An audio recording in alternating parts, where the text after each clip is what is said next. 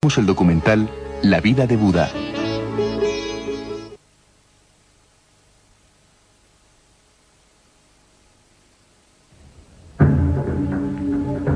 Más de 2500 años han pasado desde que el Buda Sakyamuni alcanzara el gran nirvana y desapareciera de la vista del mundo. Hoy, la mitad del planeta muestra la influencia de su pensamiento. Buda dijo que cualquiera de nosotros podía llegar a ser Buda. Él decía a sus discípulos: oh discípulos, no aceptéis las cosas porque las ha dicho Buda. Ved las cosas, analizadlas, ponedlas en práctica y entonces aceptadlas. Pero la historia de su vida no es muy conocida. En realidad, Buda fue el primer y el mayor revolucionario, y su primer mensaje es que todos los hombres son iguales. Según las leyendas transmitidas por la tradición oral desde hace miles de años y los últimos descubrimientos arqueológicos, ¿quién era el hombre al que llamaron Buda?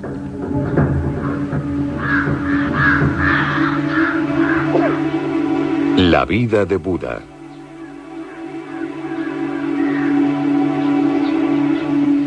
Nadie sabe cómo era su rostro, ni cuándo nació. Pero según los historiadores, el nacimiento de aquel al que iban a llamar el Buda se sitúa entre el 566 y el 430 a.C. Vino al mundo en Nepal, al pie de las estribaciones del Himalaya.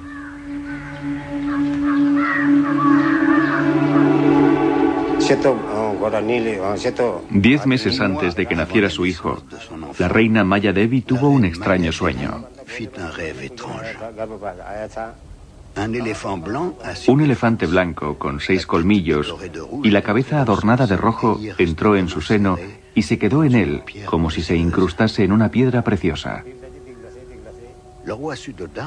El rey Suddhodan convocó de inmediato a los adivinos. Estos predijeron que este sueño anunciaba el nacimiento de un maestro extraordinario.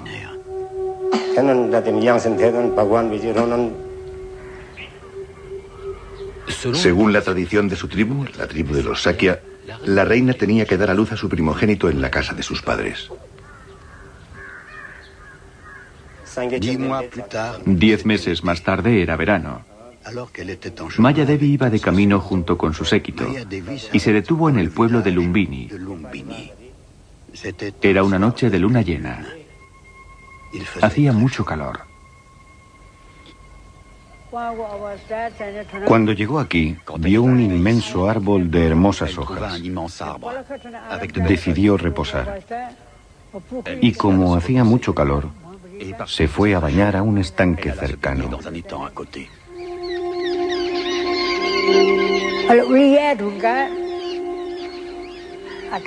Después de lavarse, salió tranquilamente del agua. No había ningún refugio, ninguna casa. Estaba en la jungla. Entonces Maya Devi sintió un dolor agudo. Eran los primeros dolores del parto. Y entonces nació el príncipe Siddhartha, el señor Buda.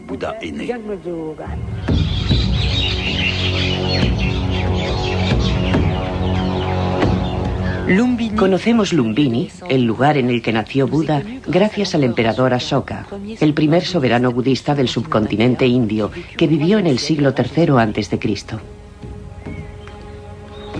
Mandó erigir decenas de columnas para autentificar las huellas de Buda.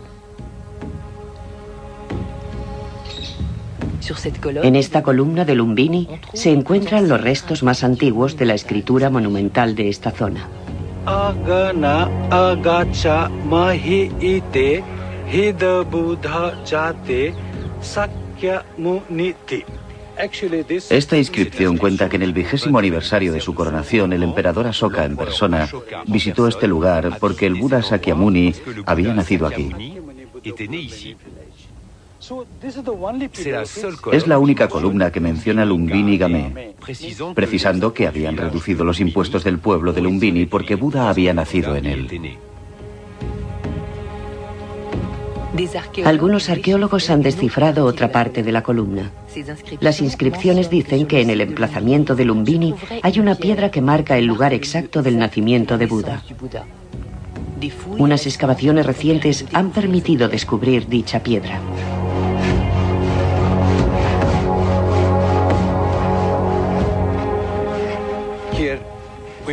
En el transcurso de nuestras excavaciones descubrimos una piedra. Y dicha piedra precisa el lugar exacto en donde nació Buda. La piedra está colocada encima de una plataforma de 7 capas de ladrillos.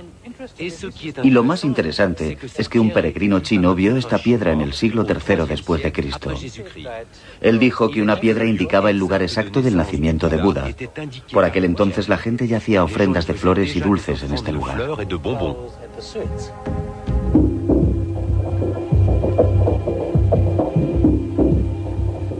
La familia del futuro Buda pertenecía a la tribu de los Sakya.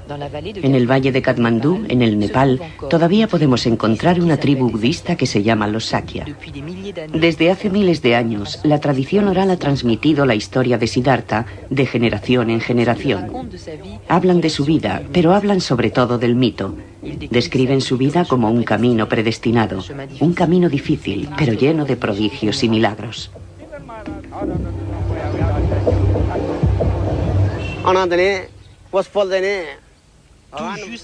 Justo después del nacimiento de Siddhartha ocurrió algo increíble. El recién nacido empezó a andar. Dio 7 pasos. Y cada vez que ponía el pie en el suelo, aparecía una flor de loto. Anduvo de flor en flor. Las flores aparecían espontáneamente. 7 flores de loto.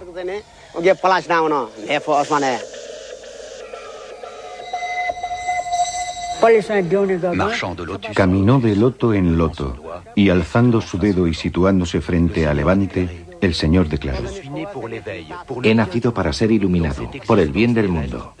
En la existencia terrestre, esta será mi última vida.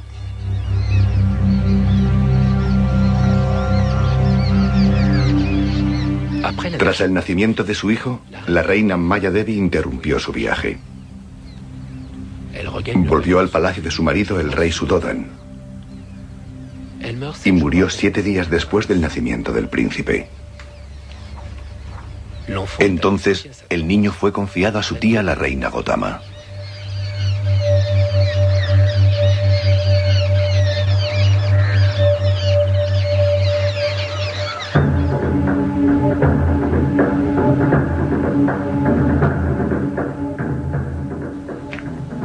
En tiempos del futuro Buda, el subcontinente indio era un campo de batalla. 16 grandes reinos en expansión se disputaban el control de numerosas tribus. El reino del padre de Siddhartha se llamaba Kapilavastu. Estaba situado al pie de las primeras estribaciones del Himalaya, en la actual frontera entre la India y el Nepal. No era un reino muy importante, por lo que solo aparece mencionado en los textos búdicos, unos textos que cuentan la vida de Buda y que se escribieron 2 o 3 siglos después de su muerte.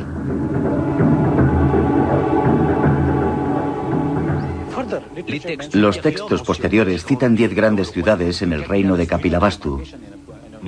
Conocemos sus límites gracias a la literatura búdica. El país tenía 300 kilómetros de diámetro.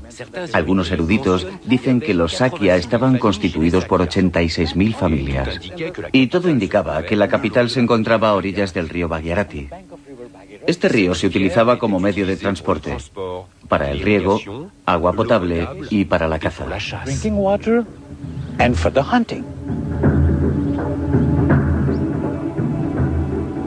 El palacio de Siddhartha ha despertado la imaginación de generaciones de escritores y arqueólogos.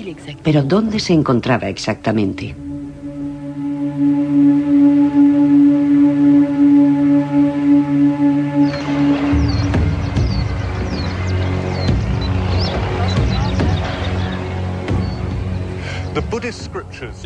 Las escrituras búdicas precisan que la ciudad de Kapilavastu está situada a orillas del río Bhagirathi. Y aquí, como pueden comprobar, las ruinas de Tilaurakot se sitúan a orillas de dicho río. Siguiendo la línea del horizonte se puede ver que los árboles dibujan los límites de las murallas de la ciudad. Y este río, el Barganga, es un afluente del Ganges.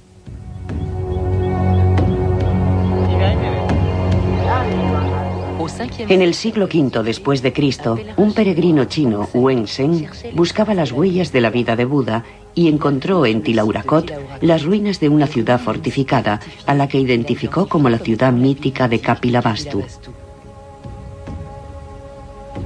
Detalló con precisión su situación geográfica, a 27 kilómetros de Lumbini, el lugar en el que nació Siddhartha. Las excavaciones arqueológicas bajo la égida de la UNESCO han permitido situar este lugar en el primer milenio antes de nuestra era. El arqueólogo Robin Cunningham ha dirigido recientemente dichas excavaciones.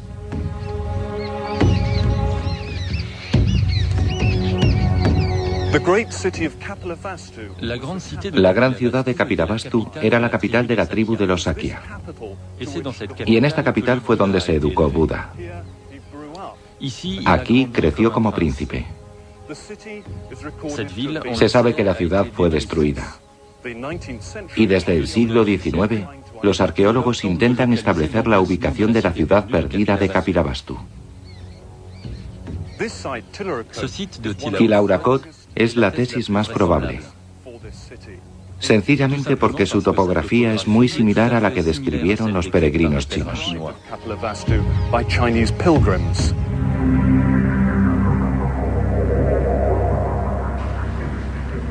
Los textos sagrados son la principal fuente para precisar la historia de Buda. Estas escrituras narran cómo de regreso al palacio de su padre en Kapilavastu, el niño fue bautizado como Siddhartha Gautama.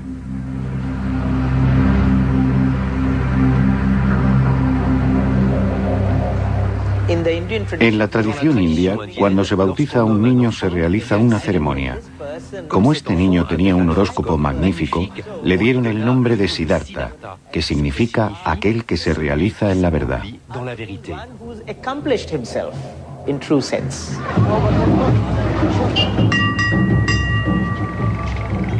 Enseguida, la noticia de que en el palacio de Kapilavastu había nacido un príncipe señalado se extendió por todo el país.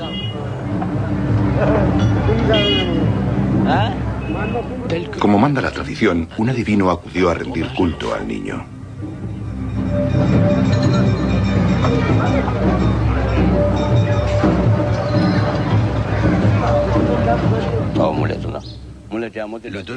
El adivino cogió al niño en sus rodillas y predijo: Oh, este niño posee las 32 cualidades necesarias para alcanzar la sabiduría última.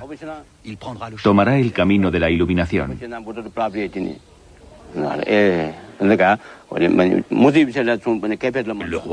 Al rey le tranquilizó saber que su hijo tendría una larga vida, pero pensó: es mi único hijo.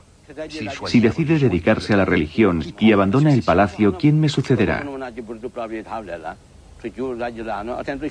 Así que el rey se quedó triste y pensativo. El adivino predijo que si el príncipe elegía la vía religiosa, liberaría al mundo del sufrimiento. Pero añadió también que si nunca salía del palacio, Siddhartha sería el más grande de los reyes. Enseguida, el rey desamparado tomó las medidas oportunas.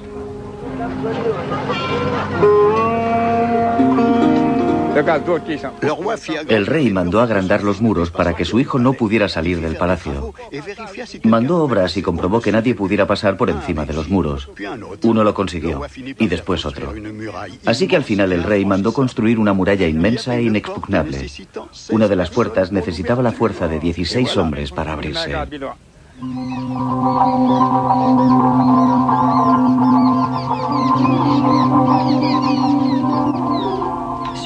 En Tilaurakot, los arqueólogos han descubierto enterradas las ruinas de una gran muralla.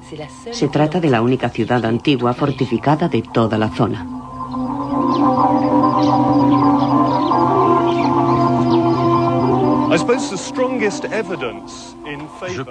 Pienso que la mejor prueba de que Tirahurakot es la ciudad de Kapilavastu son los restos de imponentes fortificaciones sobre los que me encuentro. Sabemos que en el siglo V después de Cristo los peregrinos chinos encontraron aquí una ciudad importante, una ciudad fortificada.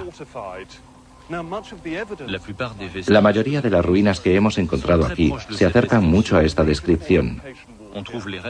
Hay restos de una gran muralla fortificada de unos 8 metros de ancho, y es una fortificación antigua.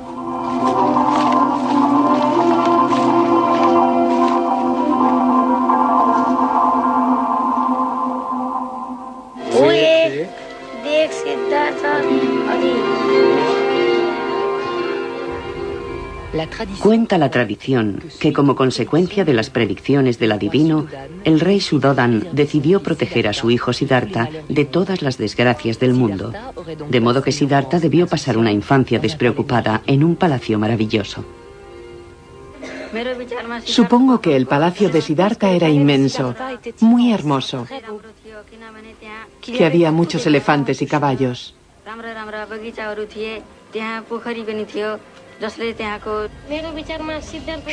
Yo creo que el palacio de Siddhartha tenía que ser magnífico.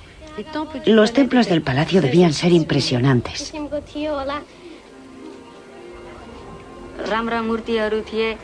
El lugar estaba decorado con monumentos y estatuas de mármol. También había un inmenso estanque que hacía que el palacio fuese aún más bello.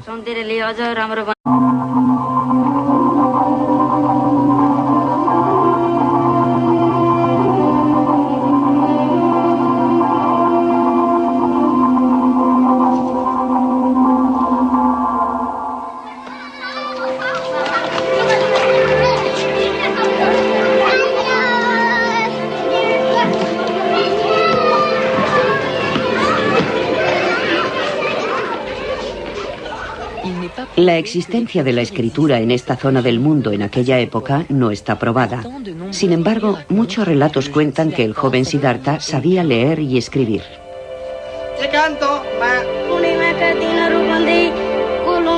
Siendo niño, ya hablaba varias lenguas. Despertaba la admiración de sus profesores.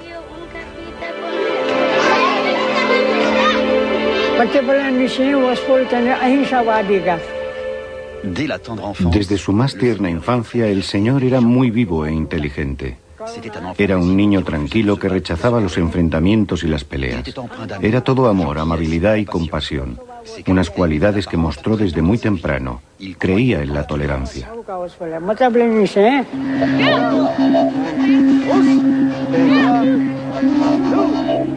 Sin embargo, la familia de Siddhartha pertenecía a la casta de los guerreros, por lo que en una época en la que las guerras y los saqueos eran muy frecuentes, es muy probable que recibiera la educación de un combatiente. Pero es cierto que su carácter y su talento contrastaba con el de sus camaradas e incluso provocaba sus celos. Las escrituras cuentan cómo Siddhartha sufrió el odio de su primo Devadatta. Un día, mientras jugaban, Devadatta disparó con su arco a un cisne. El cisne herido cayó delante del príncipe. Siddhartha se inclinó sobre el pobre cisne herido y se apiadó del animal. Otra acción de Devadatta. Siempre comete maldades. No debería haber hecho algo así. Voy a curar a este pobre cisne.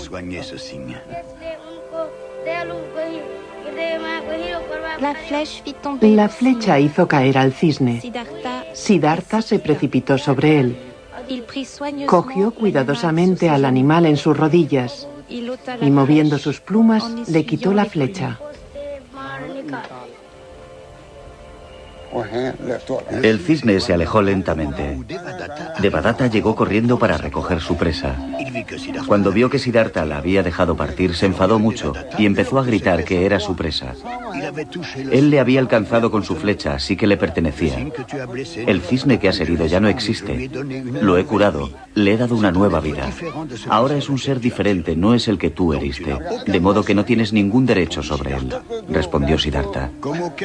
Como ninguno de los dos quería ceder, fueron a pedir justicia al rey. El rey dio la razón a Siddhartha y culpó a Devadatta.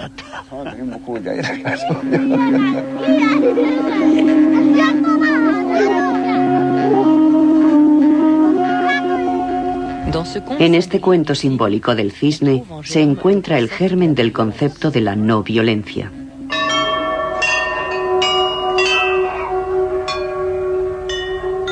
Pero esta parábola inocente esconde con toda probabilidad una realidad más cruel.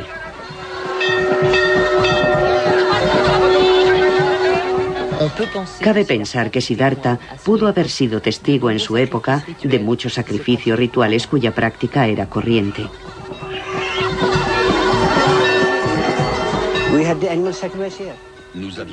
En muchos de nuestros templos se realizaban sacrificios rituales.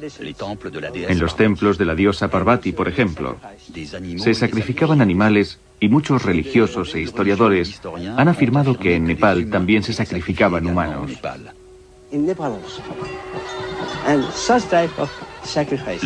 El señor Buda debió pensar que este tipo de sacrificios eran muy crueles.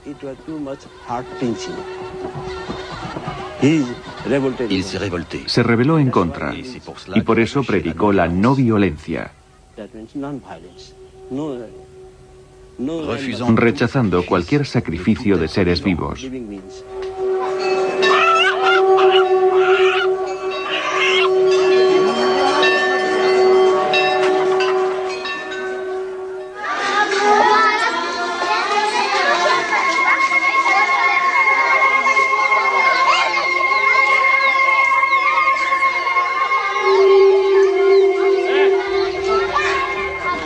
Cuando Siddhartha alcanzó los 16 años de edad, su padre pensó que había llegado el momento de casarlo.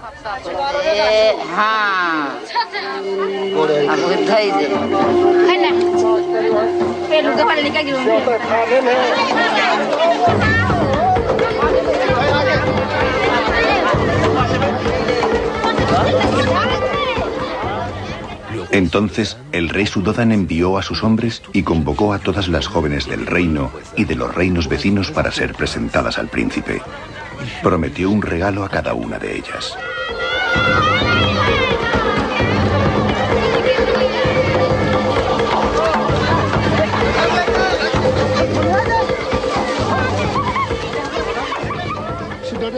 El rey mandó construir 3 palacios. Los palacios se llenaron de muchachas, entre las que el joven príncipe tendría que elegir a su esposa.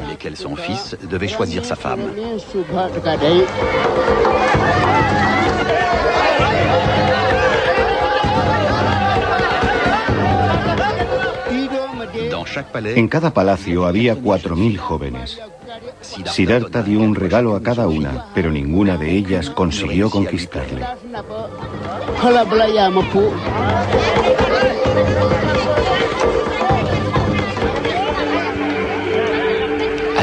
Cuando terminó la ceremonia de los regalos, Siddhartha se fijó en una joven muy bella de nombre Yasodhara, que decían que era guardiana de vacas, un título que por aquel entonces constituía un gran honor. Yasodhara era la hija de un rey llamado Dandapani. Yasodhara se dijo: yo ya tengo millones de joyas, no necesito más. Por eso no fue a buscar su regalo y al final de la ceremonia se marchaba tranquilamente. Siddhartha le dijo: ¿cómo no has venido a buscar tu regalo? Ahora ya no tengo nada que darte. Pero tengo mi collar de diamantes que tiene un valor incalculable. Te lo doy. Y se lo puso alrededor del cuello. Todos los que estaban presentes en el palacio exclamaron: decías que no te gustaban las chicas y le das tu collar de diamantes de incalculable valor. Eso significa que quieres casarte con ella. La quieres, por eso le has dado tu collar. Tú decías: no me gusta, no quiero casarme. Pero amas a Yasodhara, por eso le has puesto el collar alrededor del cuello. Todos estaban muy contentos. Después de eso, el rey Suddhodan fue a ver al rey Dandapani.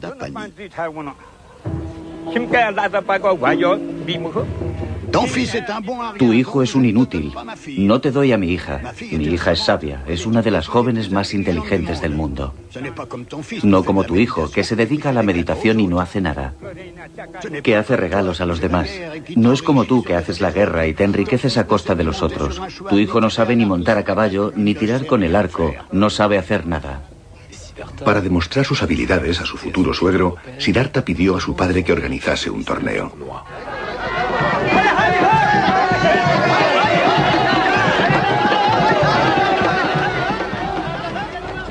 El rey convocó a los mejores arqueros, a los mejores caballeros y a los sabios más grandes para que pusieran a prueba a Siddhartha.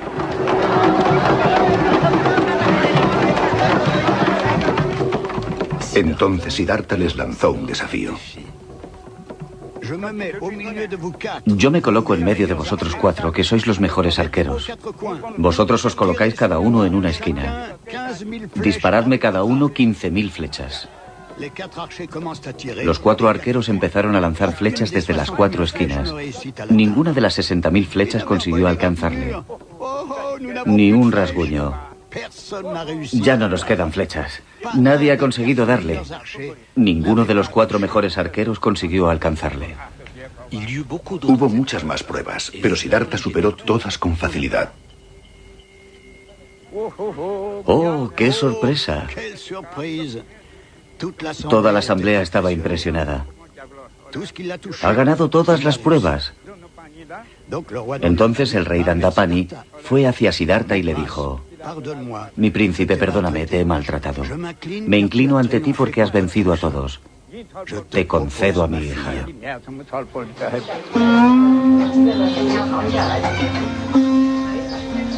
¿Siddhartha se casó por amor? Las opiniones respecto a esta cuestión divergen.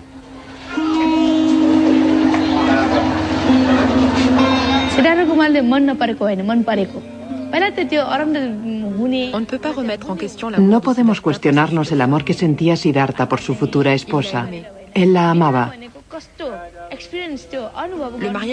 El matrimonio es una experiencia. Se casó porque consideraba que dicha experiencia era necesaria y lo hizo por amor. Es cierto, Siddhartha siempre experimentó las cosas, fuese lo que fuese, para luego poderlas explicar mejor a los demás. Explicarles cómo se puede amar en el matrimonio.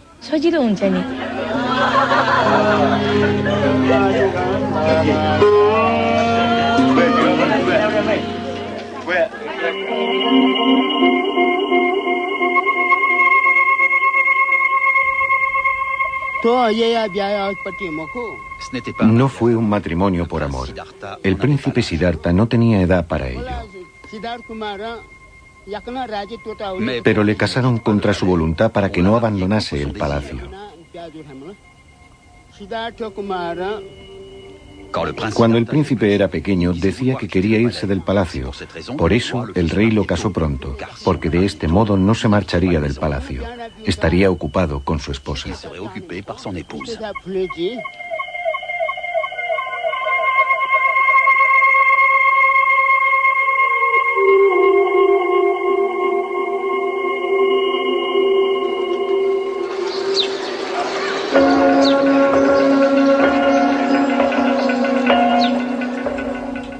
Así pasaron 13 años y Siddhartha cumplió los 29.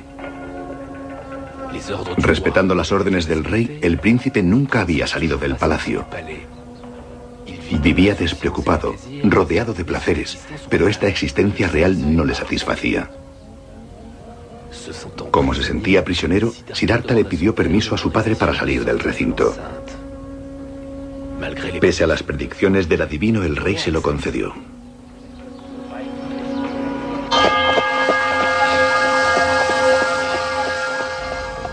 Junto con su fiel servidor, Sandaka, salió del palacio por primera vez.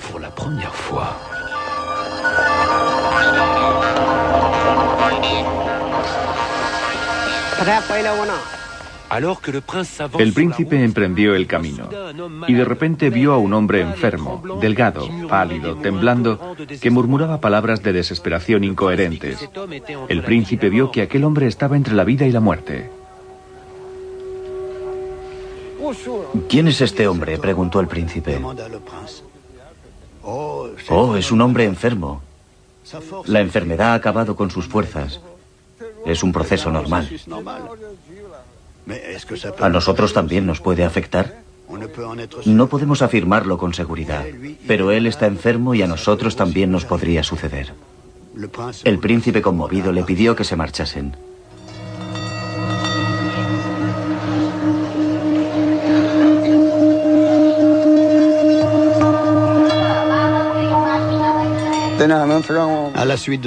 Después, Siddhartha encontró a un anciano.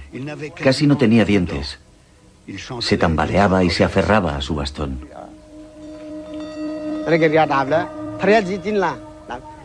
¿Nos pasará a todos o es una desgracia que le ha tocado a él? Nos pasará a todos nosotros, mi príncipe. Envejecemos desde que nacemos y algún día todos acabaremos así. Al escuchar estas palabras, el príncipe se dijo: este mundo es efímero, y prosiguieron el camino.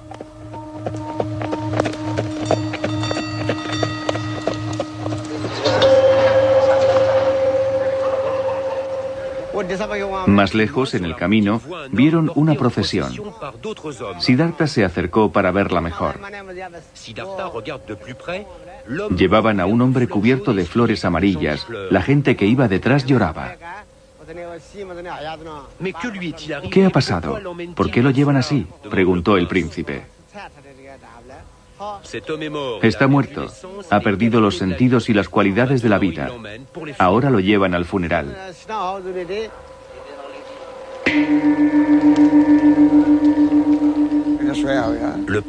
El príncipe dijo: no me gusta, volvamos a casa.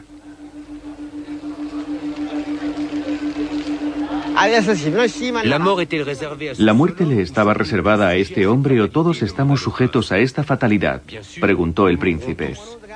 Todos moriremos, no hay otra alternativa. La destrucción es inevitable desde el nacimiento, seas quien seas.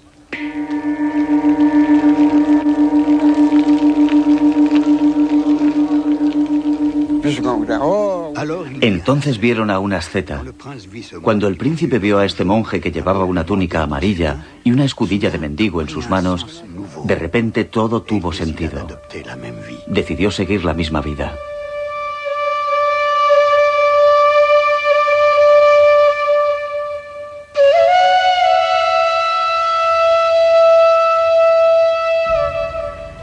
La totalidad de los textos búdicos cuentan que estas 4 visiones turbaron a Siddhartha. Tomó conciencia de la inmensidad del sufrimiento humano y de la futilidad de la existencia real. A partir de ese momento, no cesará en buscar una solución al dolor de la condición humana.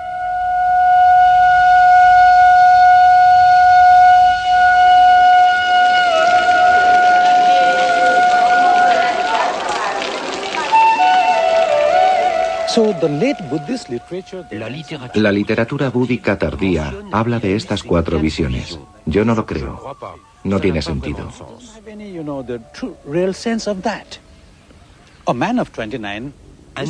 Un hombre de 29 años debería saber que envejecemos, que te puedes poner enfermo y que morimos.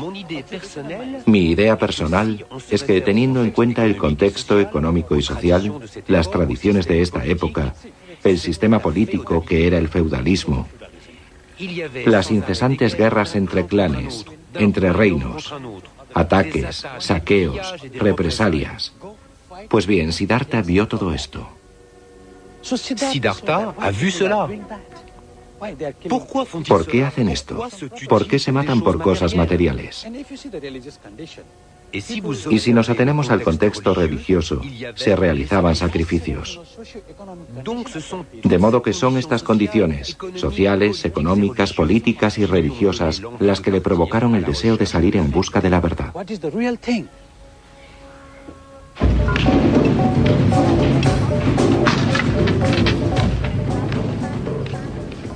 A Siddhartha no le gustaba la sociedad en la que vivía. También estaba en contra del sistema de castas, un modelo de sociedad que se practica desde hace miles de años. Un sistema que hace que un sin casta, un paria, no pueda tener el mínimo contacto físico con un miembro de una casta superior. Se ve relegado a los trabajos más viles.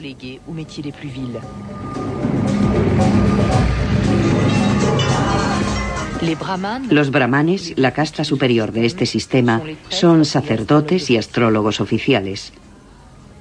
Cuando un niño nace, predicen su destino, su trabajo y con quién se casará.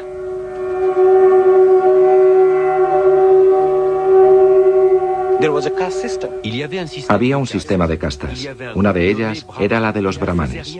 No hacían nada, pero tenían una vida maravillosa.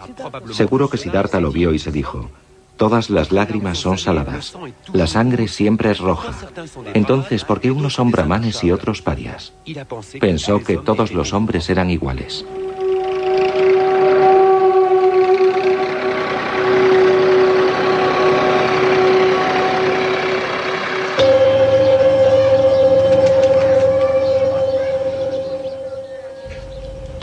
Abandonar definitivamente el palacio se convirtió en una obsesión para Siddhartha. Sin embargo, quería obtener el consentimiento de su padre.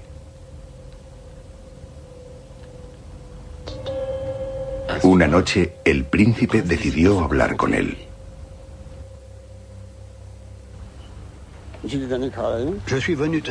He venido a pedirte 4 cosas. De acuerdo. ¿Qué quieres? ¿Puedes garantizarme que nunca estaré enfermo? ¿Que nunca envejeceré? ¿Que nunca moriré? ¿Que estaré libre del deseo, de la avaricia, del odio, de la violencia? ¿Puedes garantizármelo? Pero el rey Suddhodan no sabía qué responder. Tartamudeando dijo: pero esas cosas ni siquiera los dioses pueden concederlas. No puedo darte lo que no poseo. Toma este reino, todas mis riquezas, todos los palacios, todas las casas, pero esas 4 cosas no te las puedo dar. En ese caso, déjame marchar en busca de las respuestas, dijo el príncipe. Solo tú sabes lo que es bueno para ti, dijo el rey desamparado. Después de este encuentro, el príncipe se dijo: ahora ya tengo el permiso de mi padre.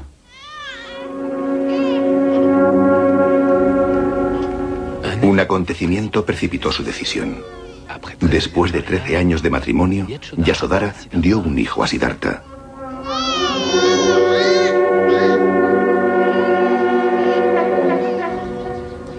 Nació durante un eclipse de luna. Curiosamente, le llamaron Rahul, nombre que significa traba o obstáculo.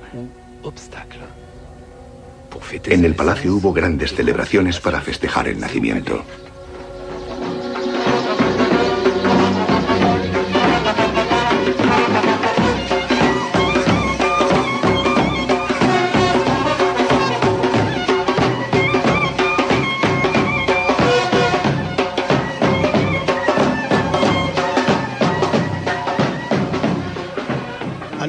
Se convierte en padre justo cuando pensaba huir. Oh, Dios mío. Como se llama Rahu, mi hijo tiene el poder de paralizar el sol y la luna. Mi hijo es un Rahu y ahora me retiene aquí. Su nombre era Rahu, por eso lo cambiaron a Rahul. No es bueno, Rahul no me dejará. Ahora no puedo seguir aquí.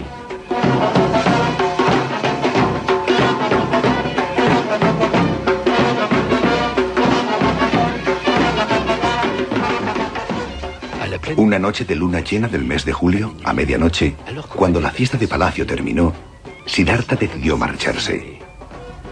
Yasodhara dormía al lado de su hijo.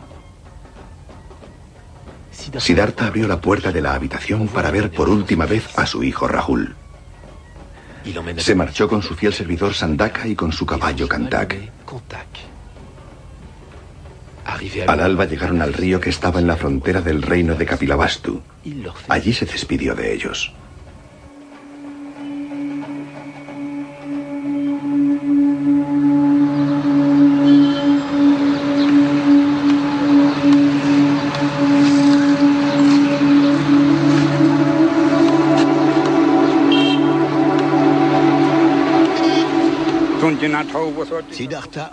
Siddhartha se quitó la ropa y las joyas y se las dio a su servidor. Le dijo: toma, dale todo esto a mi familia.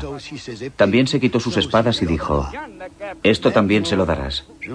Ni muerto volveré al palacio sin haber aprendido las enseñanzas, ni sin haber encontrado la iluminación. Diles que estoy aquí. Díselo a mi familia y a todo el mundo.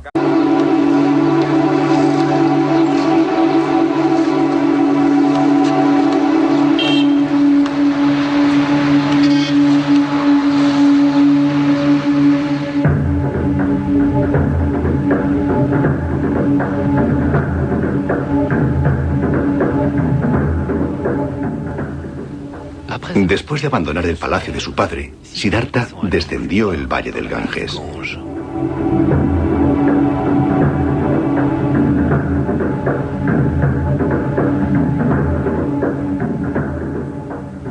Iba en busca de las respuestas al sufrimiento universal.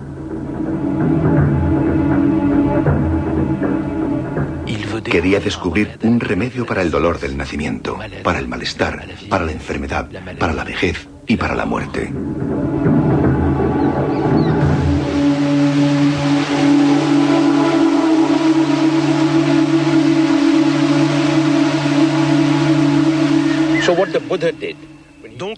Así que Buda decidió renunciar a su familia y buscar su camino. En la India es una noble y antigua tradición. Siguió la vía que toman muchos de los que buscan la iluminación espiritual y mística. Renunció a su familia y emprendió el camino. Porque solo en el camino se puede encontrar a alguien con quien compartir experiencias. Si uno se queda en su pueblo, no aprenderá gran cosa. Claro que hay muchas vías, cada cual elige la suya propia. Algunos siguen su camino escondiendo la cabeza en la arena, otros quedándose de pie sobre una sola pierna, otros clavándose cuchillos. Algunos hacen ejercicios de respiración, otros cantan. Hay tantas vías como personas.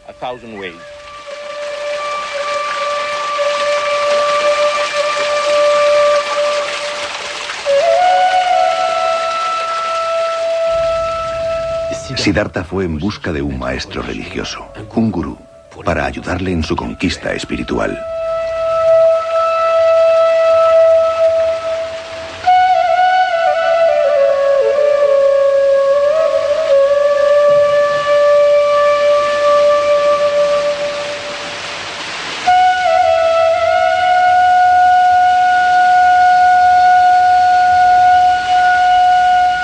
What Guru does?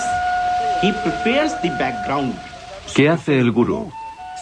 Prepara tu espíritu para aceptar la verdad como tal y como es. Ese es el trabajo del gurú. El gurú no impone nada. La gente no lo comprende. No lo ha comprendido. Lo que hace el gurú es abrir tu corazón a lo divino, a la verdad. Cuando lo consigue, su trabajo ha terminado. Así que todo ocurre entre tú, la verdad y lo divino. Tú y no otro.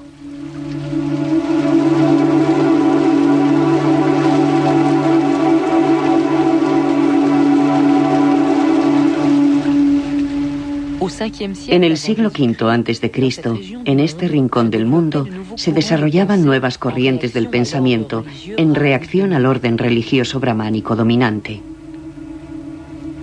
Muchos pensadores, algunos de ellos ateos, empezaron a rechazar este sistema que concedía todo el poder espiritual y la riqueza a los sacerdotes brahmanes. Estos nuevos sabios renunciaban a su familia, a su riqueza, para ir en busca del despertar espiritual.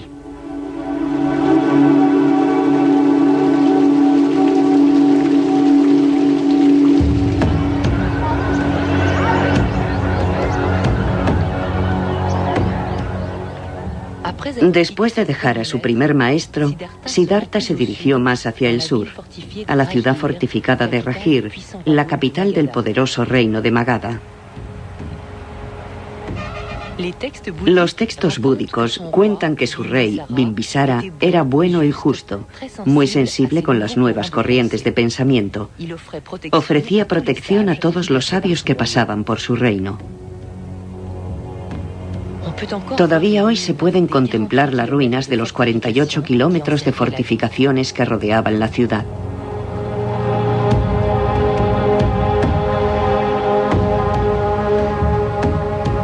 A Siddhartha le gustaba meditar en el pico del buitre.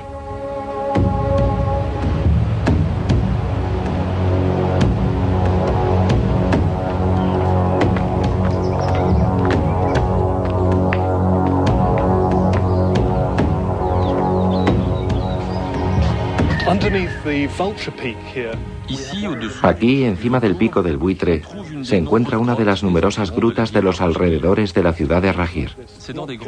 Buda y otros sabios se sentían atraídos por estas grutas, en donde se sentían protegidos de la riqueza y del prestigio de la ciudad. Pero al mismo tiempo estaban lo suficientemente cerca para poder recibir comida y donaciones. Y estas grutas todavía hoy desempeñan un importante papel para los peregrinos. Ustedes mismos pueden ver las hojas de oro que pegan los peregrinos del sureste de Asia. Para ellos estos lugares son muy importantes porque piensan que Buda vivió aquí realmente.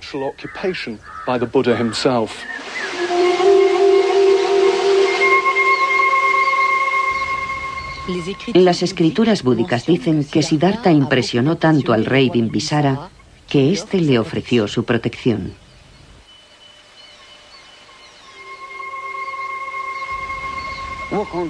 Por aquel entonces, Siddhartha erraba como una asceta por el reino del rey Bimbisara. Buda era un hombre muy bello. Las gentes del lugar se preguntaban, ¿es un hombre o un dios? ¿De dónde viene? El rey Bimbisara oyó hablar de él y convocó a Siddhartha al palacio.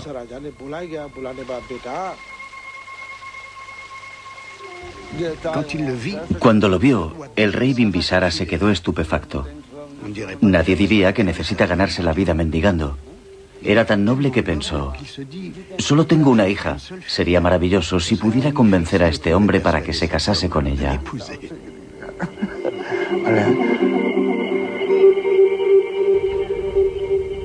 El rey Bimbisara le ofreció la mitad de su reino. Siddhartha respondió, ¿por qué iba a aceptar ahora un reino si ya he renunciado al de mi padre?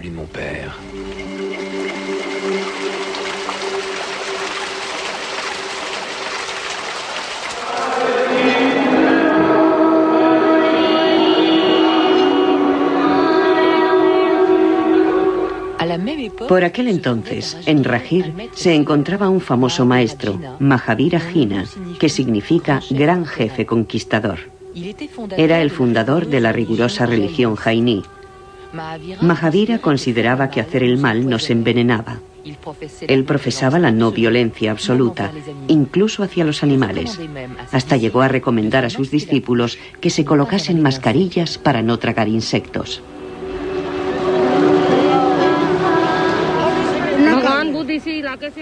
Buda también provenía de esta región. Vivieron en la misma época, pero existe una diferencia en sus teorías. La enseñanza de Buda no es fuerte, mientras que la enseñanza del maestro Mahavira, el jainismo, es fuerte. Nosotros aplicamos estrictamente los principios de Mahavira, como la no violencia, la verdad, el celibato. Y para poder seguir sus principios caminamos y mendigamos nuestra comida para sobrevivir. Rezamos por la mejora de la raza humana. Aunque los dos vivían en Rajir, en la misma época, no se puede afirmar que el futuro Buda se encontrase con Mahavira. Aunque algunos historiadores jainís piensan que Mahavira influyó en el joven Siddhartha durante su periodo ascético.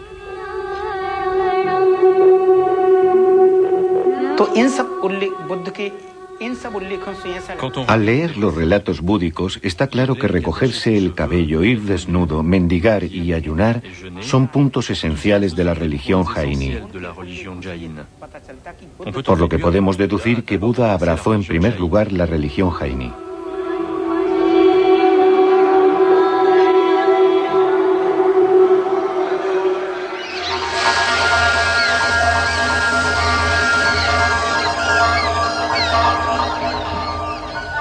Sea como fuere, las escrituras precisan que en total estudió con 6 maestros espirituales diferentes. Ninguna de sus doctrinas respondía a las cuestiones que él se planteaba.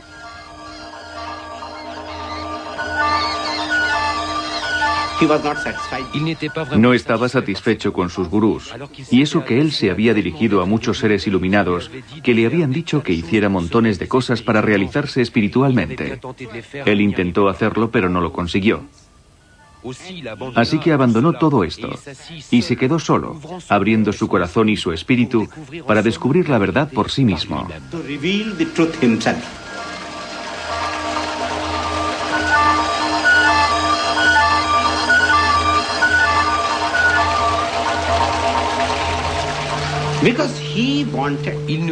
Porque él quería que ninguna verdad le fuera impuesta como tal.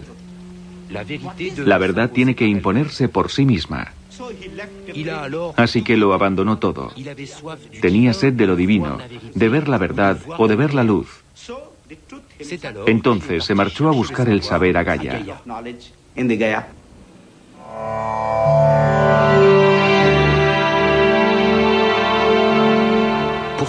Prosiguiendo con su viaje en busca de la verdad, encontró a 5 compañeros. Recorrió con ellos el valle del Ganges. Cuenta la leyenda que los campesinos les daban de comer. Para proteger su meditación, extendían brasas para alejar a las serpientes.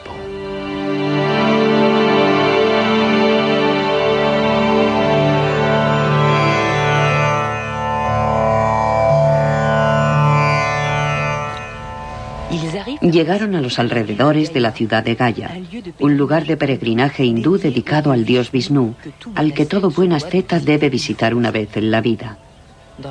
En la religión hindú, Gaya es uno de los lugares esenciales para mejorar el karma, es decir, el ciclo de las sucesivas reencarnaciones. En la literatura búdica no se hace ninguna referencia a este peregrinaje, pero sería de extrañar que Siddhartha no lo hubiera efectuado.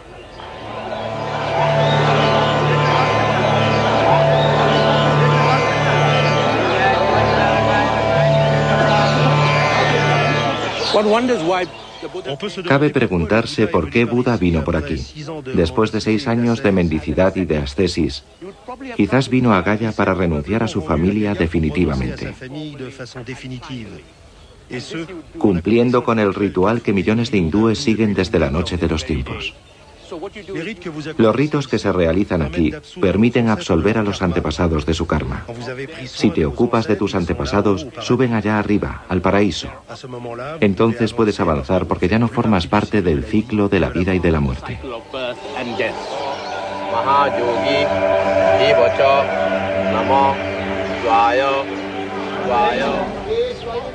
Muchos reprochaban a los brahmanes que justificasen el sufrimiento, prometiendo el paraíso en la próxima reencarnación. La gente del pueblo creía que si sufrían en sus vidas era porque Dios así lo había decidido. Tenían que expiar las faltas cometidas en vidas anteriores.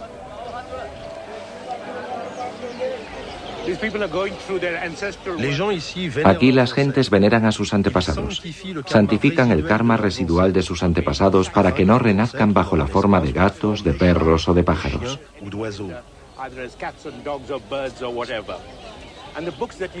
Y los libros que ven ustedes son los registros de 7 generaciones. Cuando se viene aquí hay que recordar 7 generaciones. Las genealogías quedan recogidas en estos libros.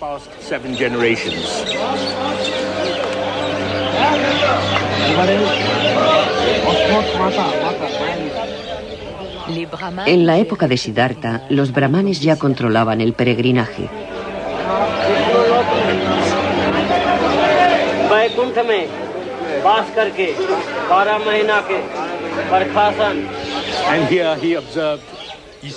Aquí, él pudo comprobar cómo los brahmanes controlaban la sociedad india. Y sin ninguna duda fue por eso por lo que consideró que era necesario rechazar el sistema de castas, para escapar al dominio de los brahmanes.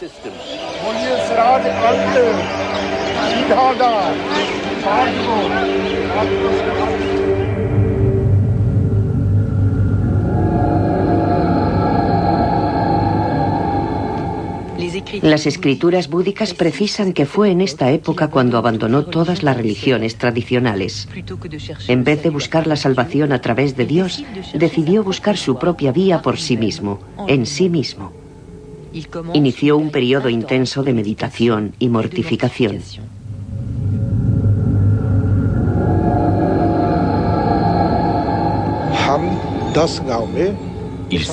Se dijo a sí mismo que iría a mendigar a 10 pueblos, luego a 5 pueblos, después a 2, y más tarde a un solo pueblo.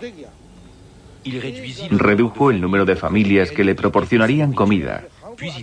Después decidió visitar solo una casa. Cuando tenía comida, comía, y cuando no, ayunaba. Después dejó de aceptar todo alimento, y entonces cuando una hoja caía de un árbol se la comía. Cuando llovía, bebía agua de lluvia.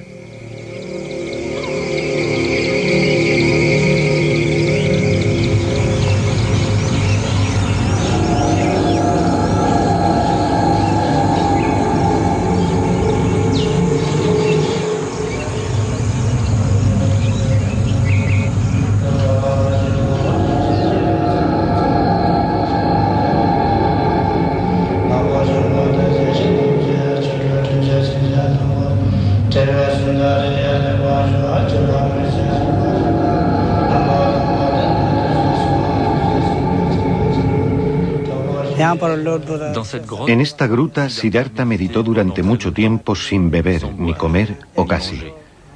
Cada día bebía un vaso de agua y comía un pedazo de pan y un grano de arroz.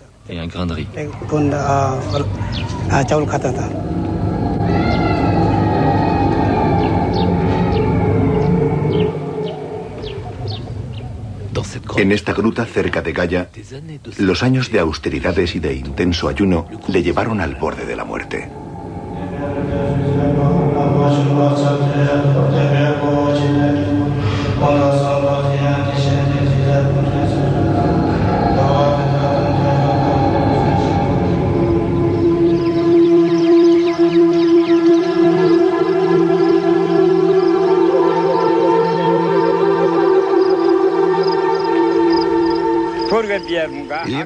Había una joven que se llamaba Sujata. Poseía un toro y miles de vacas a las que tenía que ordeñar todos los días. Las llevaba a la pradera a pastar. Sujata procedía de una familia muy rica. Su futura boda planteaba muchos problemas a su familia. Llegó ante Siddhartha y viéndole esquelético, juntó las dos manos y se puso a rezar. Mi señor, te pido perdón. Sin comer vas a morir. Estás tan delgado. Es necesario comer. Ella le pidió que rezase para que pudiera encontrar un hombre bello y casarse con él. Si lo encontraba pronto, le traería un pastel de arroz en un plato de oro.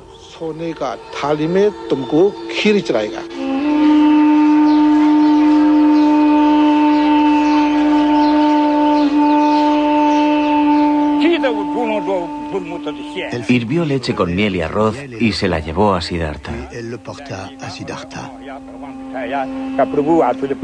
Mi señor, come esto. Y él lo comió. Cuando terminó de comer, ella le dijo: mi señor, es necesario comer todos los días.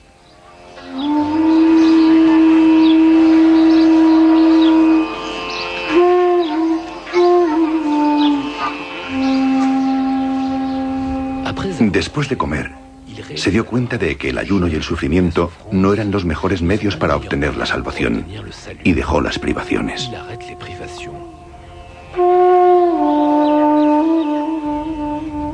Sus 5 compañeros, pensando que había renunciado a su búsqueda espiritual, le abandonaron con desprecio, sin comprender a dónde quería ir a parar Siddhartha. Un grupo de campesinos pasaba por allí tocando sus instrumentos musicales.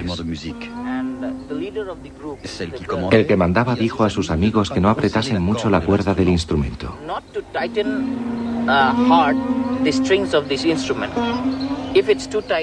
Si está demasiado tensa, se rompe. Y si está demasiado suelta, la música no es buena. Y Siddhartha tomó aquello como una enseñanza importante, la enseñanza de la vía del medio.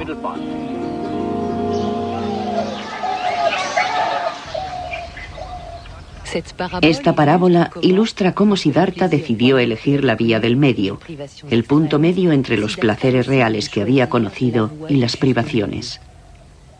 Uno de los fundamentos de la doctrina budista es rechazar los extremos.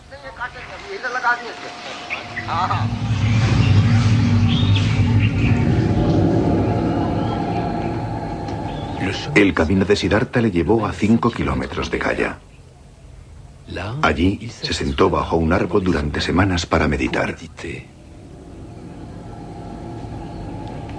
Utilizó la técnica de meditación que consiste en concentrarse únicamente en la respiración. Buscaba así la solución última al malestar, a lo que hace al hombre desdichado, a cualquier tipo de sufrimiento como el nacimiento, el alejamiento de los seres queridos, la frustración, la enfermedad, la vejez, la muerte.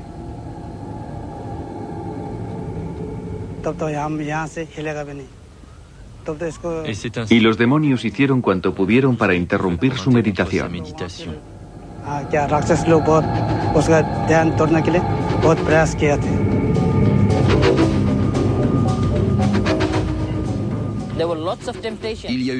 Tuvo muchas tentaciones.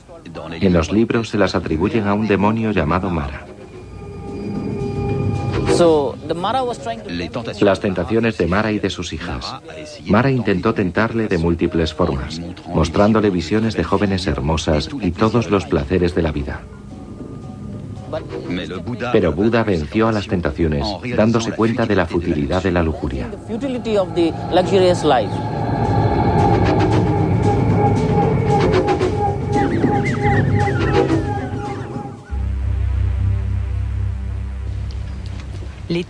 Los textos sagrados cuentan que después de 40 días, durante la primera vigilia abandonó su cuerpo. Redescubrió sus vidas anteriores. 1 vida, 2 vidas, 100 vidas, 1000 vidas. Durante la segunda vigilia, comprendió el ciclo de la existencia, la ley de la causa y el efecto, el movimiento del karma. La tercera vigilia destruyó en él los 4 pecados del espíritu: el deseo sensual, el apego material, los falsos conceptos y la ignorancia. Una noche de luna llena, a los 35 años de edad, alcanzó el despertar, la iluminación, el conocimiento supremo, el nirvana. Encontró la solución sentado bajo el árbol Bodhi. Allí se liberó totalmente del sufrimiento.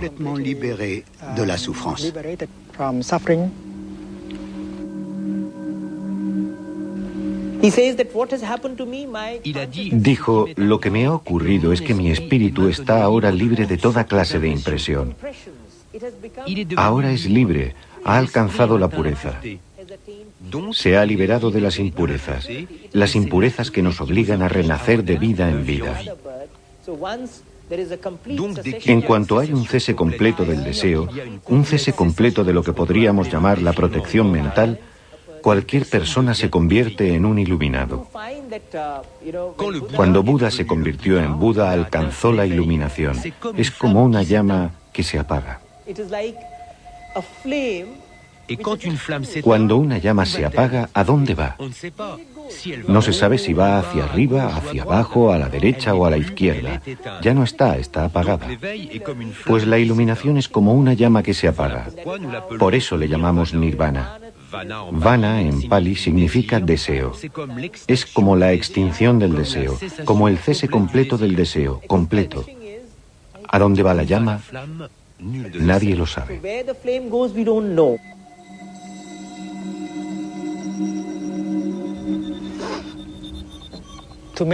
Con la meditación profunda, se descubre que hasta las ideas como ser o no ser, el nacimiento y la muerte, venir o marchar, son falsas ideas.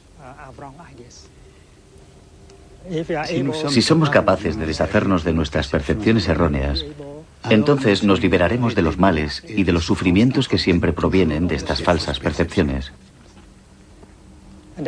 Por eso, conceptos como nacer, morir, venir, partir, ser o no ser, deberían borrarse por medio de la práctica profunda de la meditación. Y cuando se consiguen eliminar estas nociones, entonces se es libre y ya no se tiene miedo. Y no tener miedo es la base de la verdadera felicidad.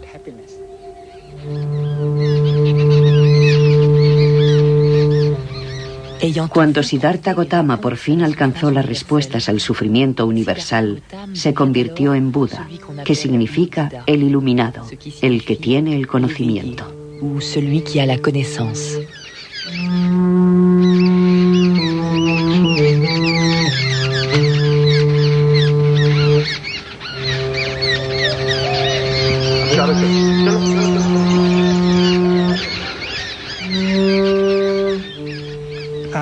Tras la iluminación, Buda pasó varios días al pie del árbol Bodhi para apreciar su felicidad, su iluminación, aunque estaba en contacto con los niños y las gentes del pueblo.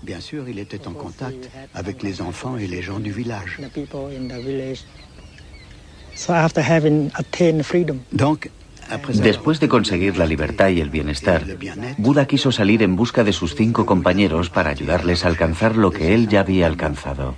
Et les aider à atteindre ce qu'il avait atteint.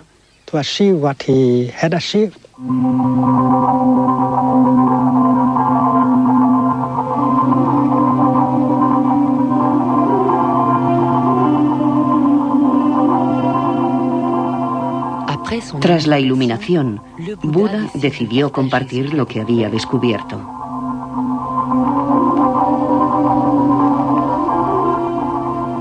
Y recorrió 300 kilómetros atravesando los ríos y los bosques.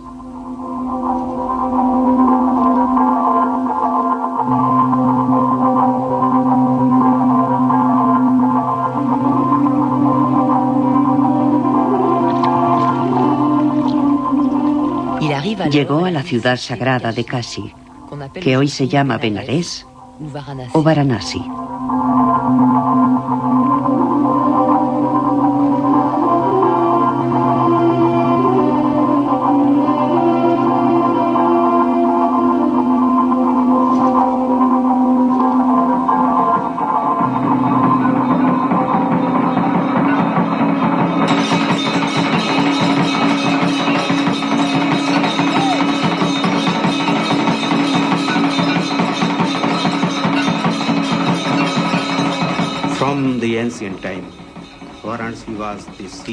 Desde tiempos antiguos, Benares es el centro del saber. Por ello, Buda pensó, allí podría encontrar auténticos monjes, auténticos buscadores con sed de la verdad o de lo divino.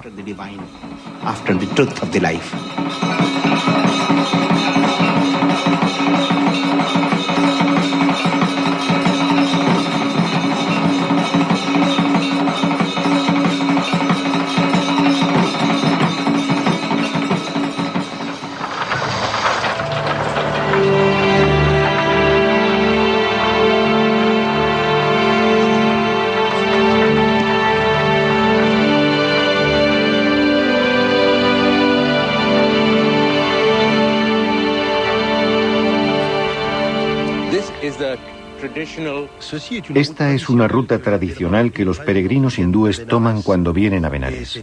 Es un peregrinaje esencial. Es conocido como el Pan Kosh, que significa la distancia de 10 millas.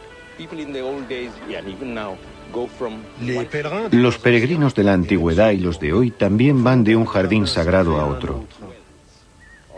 Hay 14 paradas y en cada una de ellas hay pozos de aguas sagradas que tienen virtudes terapéuticas. Por eso la gente viene aquí y se encuentra con ascetas que comparten su filosofía, sus experiencias, hablan de los gurús que han conocido, de su yoga o de sus prácticas místicas.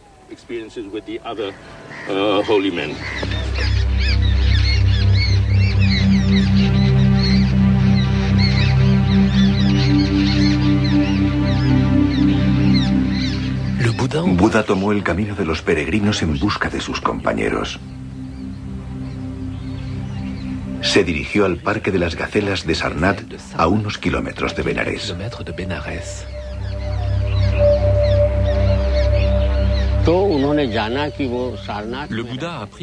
Buda se enteró de que sus compañeros vivían en Sarnath, en el Parque de las Gacelas.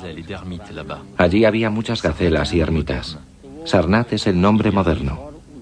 Fue allí y cuando llegó, sus antiguos compañeros pensaron: ha dejado la meditación, no puede saber nada. Así que no le preguntaron nada. Pero cuando Buda se acercaba a ellos, empezaron a sentir su sabiduría. Les dijo: os tengo que hacer una revelación. Me he convertido en Buda. Y aquella noche, Buda predicó su primer sermón. Enunció a sus compañeros las 4 verdades nobles que se convertirían en la base del budismo.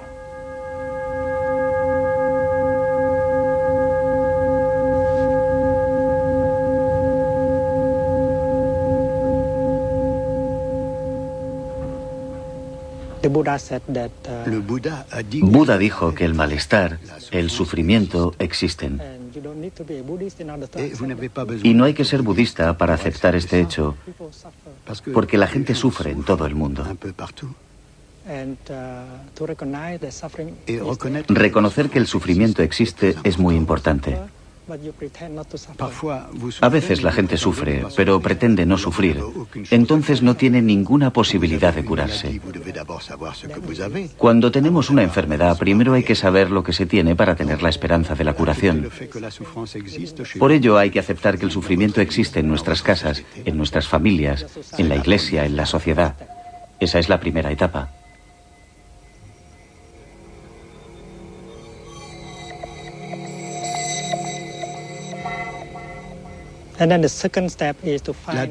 La segunda etapa es buscar la segunda verdad noble.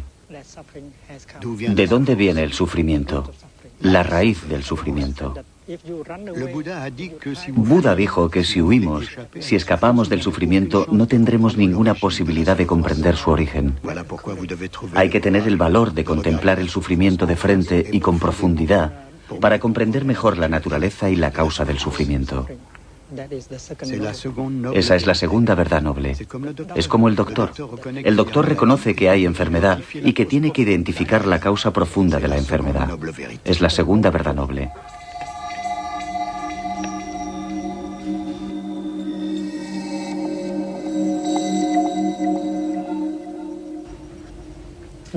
El doctor dice: esta enfermedad puede curarse. Es la confirmación de que el sufrimiento puede detenerse, transformarse. Es la tercera verdad.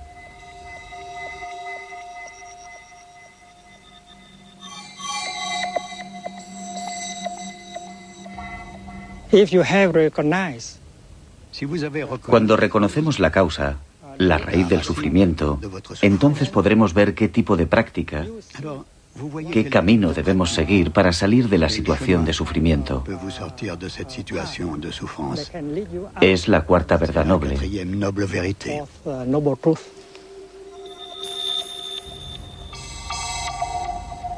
Buda propone seguir un camino que lleve al nirvana, compuesto por reglas sencillas y pragmáticas.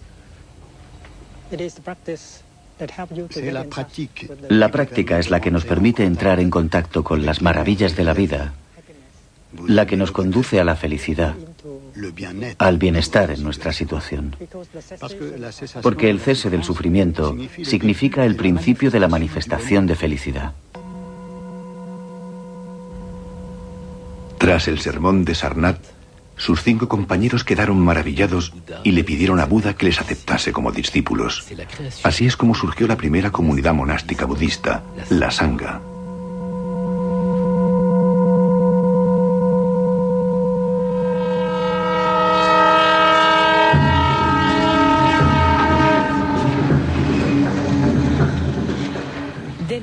Después, Buda recorrió la India de norte a sur, en todas las direcciones de un inmenso territorio.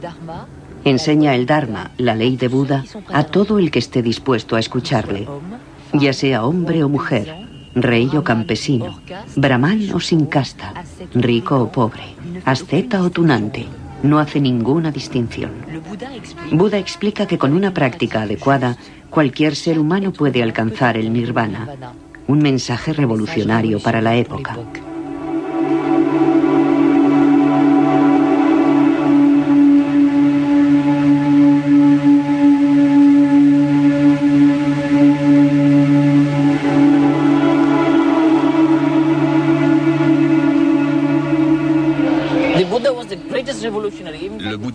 De hecho, Buda fue el primer revolucionario, y el primer mensaje de su iluminación es que todos los hombres nacen iguales. Nadie está ni por encima ni por debajo. Y si tenemos que decidir quién está encima o debajo, que sea por sus acciones o por su trabajo. El que hace el bien es un hombre noble. El que hace el mal o es vulgar se considera como bajo. Ese es su concepto, ese es su mensaje. Las personas de aquella época que sufrían el sistema de castas querían un cambio social, que se les considerase a todos por igual.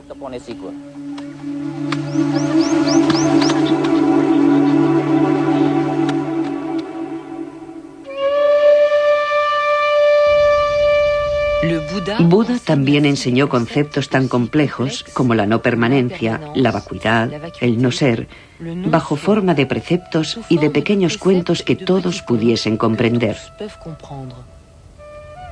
Su fiel discípulo Ananda los memorizó y los repitió. El pensamiento de Buda nos ha llegado por la tradición oral, ya que en aquella época la escritura estaba muy poco extendida. Utilizaba un lenguaje accesible a todos, al contrario que los brahmanes. Utilizaba el Pali, el lenguaje hablado, el lenguaje común. Su objetivo era comunicar directamente con la gente del pueblo. Quería hablar directamente con las clases más bajas de la sociedad.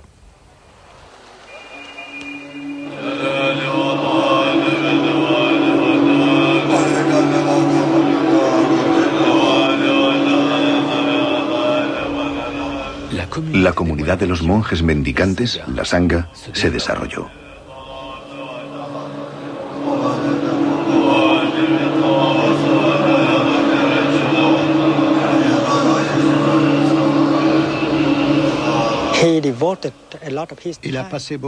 Tardó mucho tiempo en construir la Sangha. Para Buda, la Sangha era lo que un instrumento es para un músico. Sin un instrumento no se puede tocar música. Por eso se puede considerar a la Sangha como la obra maestra de Buda, ya que una buena Sangha tiene el poder maravilloso de ser el refugio para curar y transformar a muchas personas.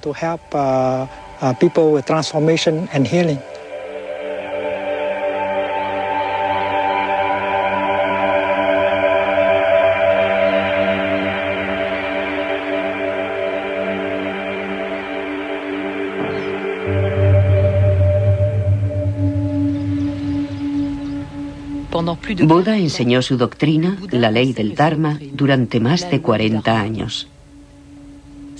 Su fama era inmensa. La comunidad monástica, la Sangha, se había implantado en todas las grandes ciudades del norte del país, en Kosambi, en Ravasti, pero también en Nalanda y en Vaishali.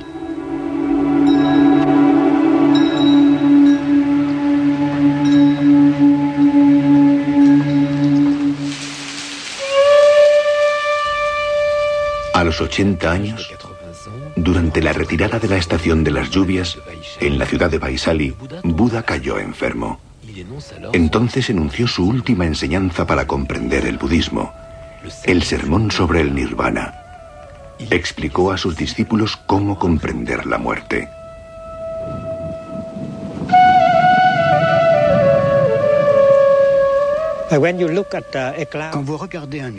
Cuando ven una nube, ustedes piensan, esa nube existe. Más tarde, cuando la nube se transforma en lluvia, ya no ven la nube y dicen, ya no está la nube. Y ustedes descubren la nube como inexistente. Pero si miran bien, pueden ver la nube en la lluvia. Y así es como una nube no puede morir. La nube se convierte en lluvia, nieve o hielo, pero la nube no se convierte en nada. Y de este modo la noción de muerte no puede aplicarse a la realidad. Se produce una transformación. Hay una continuación. No pueden decir que haya muerte, porque en su espíritu la muerte significa que de repente, a partir de algo, ustedes se convierten en nada. De repente, de alguien, ustedes se convierten en nadie. Y por eso la noción de muerte no se aplica a la realidad, ya sea en el caso de una nube o de una persona.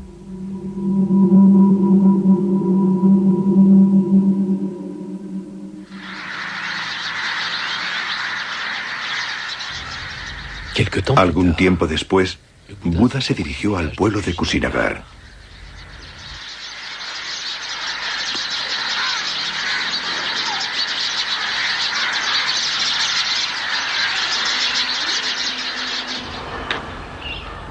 Aquella noche, Buda sufrió violentos dolores de tripa.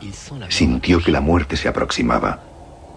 Entonces convocó a su discípulo más cercano, Ananda, para dictarle sus últimas voluntades.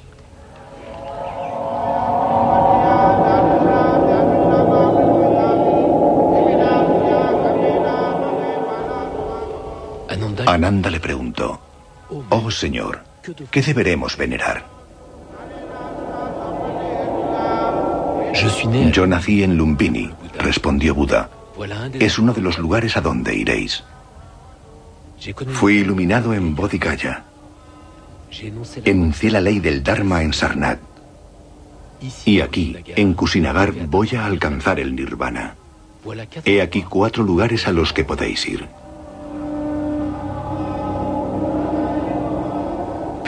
Y después dijo sus últimas palabras: «La degradación y la muerte son inherentes a todos los seres, pero cada cual puede obtener el derecho a evadirse de ellas. No dejéis de luchar». Buda murió una noche de luna llena y alcanzó el Mahapara Nirvana.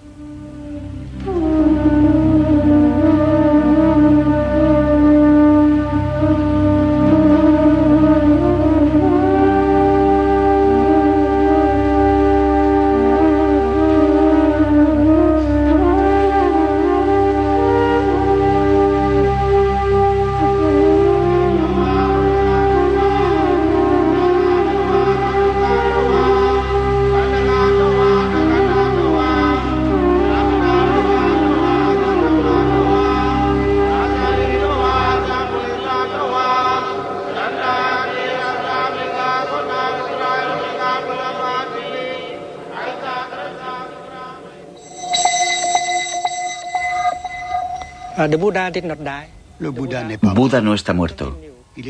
Sigue con nosotros a través de la Sangha y la ley del Dharma.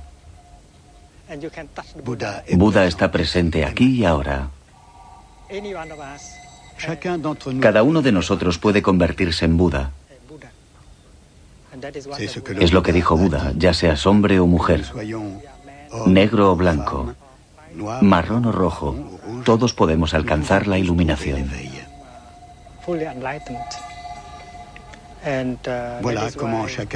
Así es como cada uno de nosotros puede ser la continuación de Buda. Cuando se sabe esto, ya no se tiene miedo. Y cuando ya no se tiene miedo, cuando se alcanza esa sabiduría, te haces sobrenatural. Ya no eres un mortal.